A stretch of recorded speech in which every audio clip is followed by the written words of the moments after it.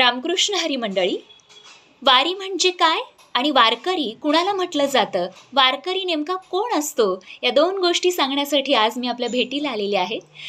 तर मंडळी, वारी म्हणजे अगदी सहज सोप्या मराठी भाषेत सांगायचं झालं तर वारी म्हणजे प्रवास. इथून तिथपर्यंत केला जाणारा प्रवास जो आहे त्याला वारी असं म्हटलं जातं. आणि विशेषतः तीर्थक्षेत्रांसाठी जो प्रवास केला जातो त्याला वारी असं म्हटलं जातं.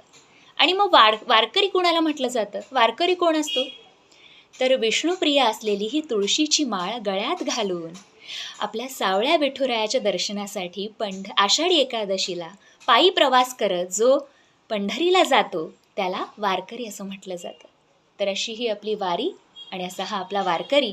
तर वारकरी संप्रदायाचं हे सोनं लुटण्यासाठी अशीच मी व्हिडिओच्या माध्यमातून आपल्या भेटीला येत राहीन. माझ्यासोबत राहा, भक्तीचा रंग लावत राहा आणि आपल्या संस्कृतीचा सुगंध जगत राहा. रामकृष्ण हरी माऊली.